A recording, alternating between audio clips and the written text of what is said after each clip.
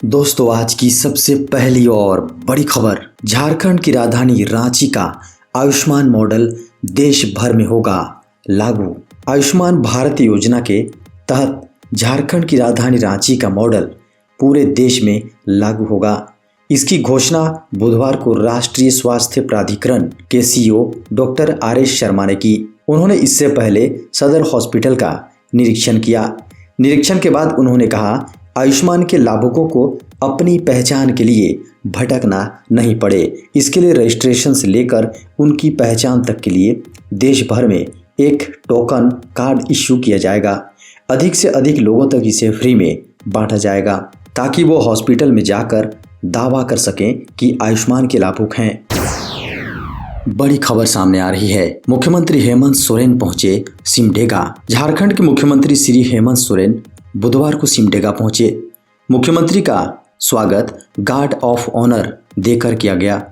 बता दें कि मुख्यमंत्री श्री हेमंत सोरेन 11वें राष्ट्रीय महिला जूनियर हॉकी प्रतियोगिता 2021 का शुभारंभ किए। मुख्यमंत्री श्री हेमंत सोरेन ने 11वीं राष्ट्रीय महिला जूनियर हॉकी प्रतियोगिता 2021 में भाग ले रही सभी टीमों के खिलाड़ियों से मिलकर उन्हें शुभकामनाएं दी और प्रतियोगिता के शुभारंभ की घोषणा की। इस प्रतियोगिता में देश भर की 27 टीमें भाग ले रही हैं। उन्होंने ट्वीट करके कहा, आज खुशी का दिन है। हॉकी खिलाड़ियों की धरती सिमडेगा में एक वर्ष के अंदर दूसरी बार हॉकी प्रतियोगिता का आयोजन हो रहा है।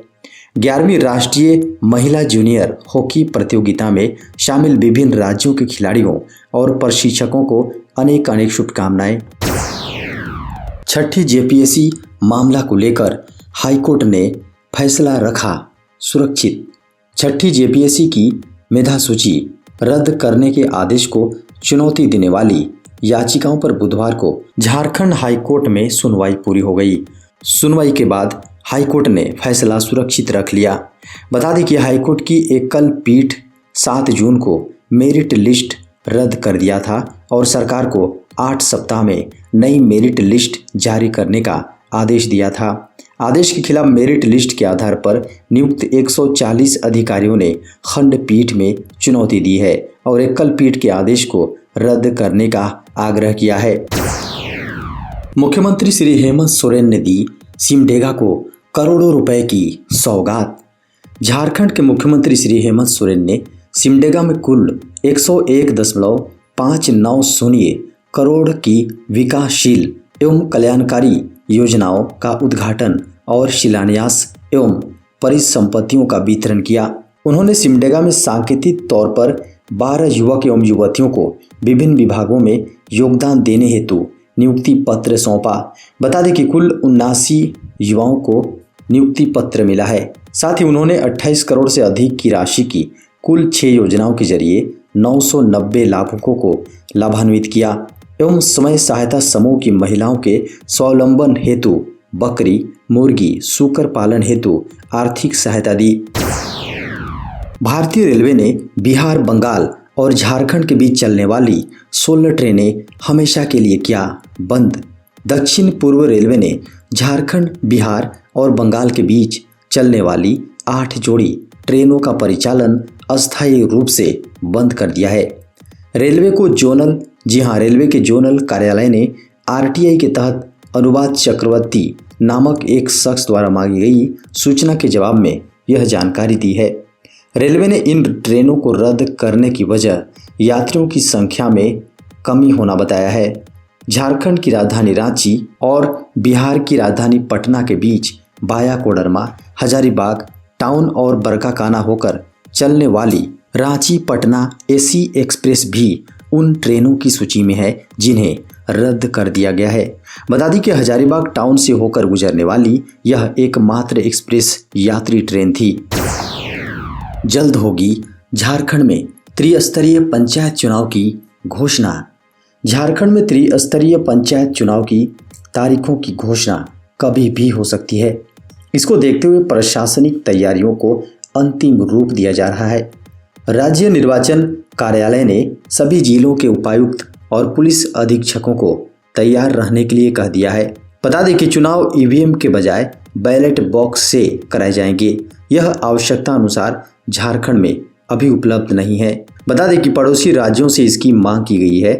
बिहार में पंचायत चुनाव चल रहा है, वहां से इसे लाना संभव नहीं है। यूपी में हाल ही में पंचायत चुनाव हो चुका है, वहां से बैलेट बॉक्स लाया जा रहा है। पूर्व सीएम श्री रघुवर दास ने लिखा सीएम हेमंत सोरेन को पत्र, पुलिस कर्मियों के मांगों पर विचार करने का किया आग्रह। झारखंड के पूर्व मुख्यमंत्री श्री रघुवर दास ने बुधवार को मोरहाबादी में 24 दिनों से अनशन पर बैठे सहायक पुलिस कर्मियों के साथ मुलाकात की। इस दौरान सहायक पुलिस कर्मियों ने पूर्व मुख्यमंत्री श्री रघुवर दास को एक ज्ञापन सौंपा और अपनी मांगे रखी। श्री रघुवर दास ने कहा कि झारखंड सरकार को उनकी मांगों पर सहानुभूति विचार करना चाहिए। वे सहायक पुलिस कर्मियों के साथ सांकेतिक रूप से अनशन पर बैठे। इसके बाद उन्होंने मुख्यमंत्री को पत्र लिखकर इन आंदोलनरत कर्मियों की मांगों पर विचार करने का आग्रह किया। झारखंड कैबिनेट की बैठक आज लिए जा सकते हैं कई बड़े फैसले। झारखंड की हेमंत सोरेन सरकार की कैबिनेट की बैठक आज शाम 4 बजे मंत्री परिषद सभा कक्ष में आहूत की गई है। बताया जा रहा है कि यह कैबिनेट की कई मामलों में काफी महत्वपूर्ण बैठक होने जा रहा है, क्योंकि यह साल नियुक्तियों का साल है। नियुक्तियों को लेकर आने वाली परेशानियों को दूर किया जाएगा, जबकि इसको लेकर नई नियमावली भी बन सकती है, नए नियम लगाए जा सकते हैं, जबकि सरकार कुछ नए टैक्स को भी ला सकती है। सड़क की परियोजनाओं के अलावा खनिज संपदा को लेकर भी सरकार बड़े निर्णय ले सकती है। बता दें कि इस कैबिनेट के बैठक के साथ ही सरकार लॉकडाउन को लेकर भी चर्चा करने के लिए अलग से आपदा प्रबंधन विभाग की बैठक भी कर सकती है। झारखंड में बनने वाली 2 नए एक्सप्रेसवे से घटेगी रांची कोलकाता की दूरी। दोस्तों, कोलकाता, मुंबई, भुवनेश्वर, रायपुर जैसे महानगरों और व्यावसायिक औद्योगिक दृष्टि से महत्वपूर्ण बिलासपुर, पारादीप, संबलपुर सहित कई शहरों से रांची एवं झारखंड के कई शहरों की दूरी कम हो जाएगी। रांची से कोलकाता का फासला लगभग 120 किलोमीटर घट जाएगी। National highway authority of India के अधिकारियों के अनुसार रांची से बोकारो के बीच एक्सप्रेसवे के लिए 1730 करोड़ रुपए की योजना को पहले ही मंजूरी मिल चुकी है, जबकि ओडिशा के संबलपुर से रांची के बीच बनने वाले 327 किलोमीटर लंबे एक्सप्रेसवे की योजना को पिछले हफ्ते हरी झंडी दी गई है। ये दोनों एक्सप्रेसवे देश में अनूठे होंगे, क्योंकि इन पर जानवरों के लिए अलग ओवरपास बनेंगे। इससे वे जंगल से सुरक्षित आ जा सकेंगे। साथ ही एक्सप्रेसवे के दोनों ओर 8 फुट ऊंची गार्ड वॉल बनाई जाएगी, ताकि दुर्घटनाएं ना हो। दिल्ली मुंबई एक्सप्रेसवे पर भी ऐसे ओवरपास व गार्ड वॉल बन रहे हैं। 2022 तक इसे पूरा करने का लक्ष्य है।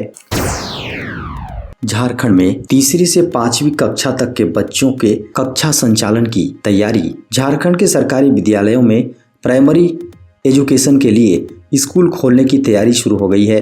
9वीं से 12वीं, 6ठी से 8वीं के बाद अब 3री से 5वीं क्लास खोलने पर विचार चल रहा है। इसमें सबसे पहले 3री, 5वीं, 8वीं और 10वीं के वैसे स्कूल जिनका चयन नेशनल अचीवमेंट सर्वे के लिए किया गया है, उनके छात्र छात्राओं को बुलाया जाएगा। 12 नवंबर को होने वाले नेशनल अचीवमेंट सर्वे की तैयारी कराई जाएगी, ताकि झारखंड का रिजल्ट बेहतर आ सके।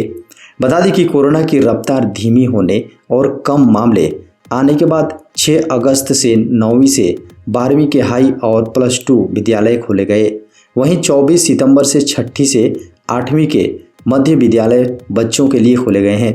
अब प्राथमिक विद्यालय खोलने की तैयारी शुरू कर दी गई है।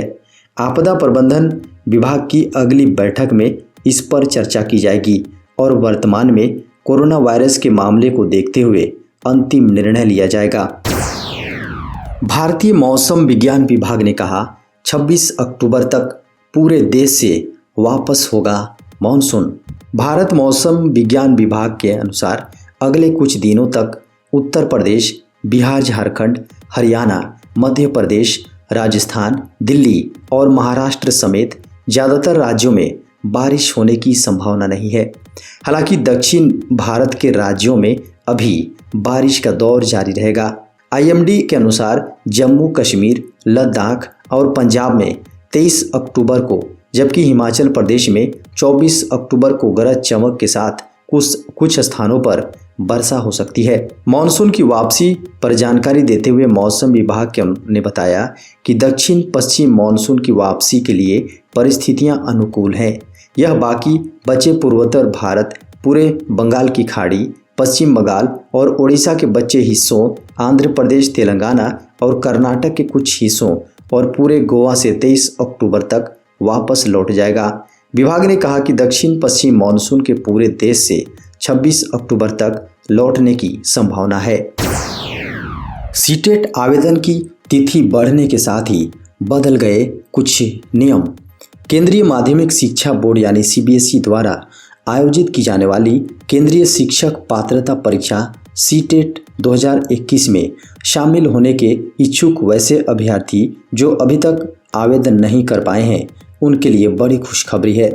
सीटेट 2021 के लिए आवेदन करने की आखिरी तारीख को 25 अक्टूबर तक बढ़ा दिया गया है। पहले इसके लिए अभ्यर्थियों को 19 अक्टूबर तक आवेदन करने का मौका मिला था, लेकिन अब एक नया नोटिस जारी करते हुए आवेदन की तारीख को आगे बढ़ा दिया गया है। यह परीक्षा 16 दिसंबर से 13 जनवरी के बीच आयोजित होनी है। इस परीक्षा में सफल होने वाले अभ्यर्थी केंद्र सरकार के विभिन्न विद्यालयों में शिक्षण कार्य करने के योग्य हो जाते हैं।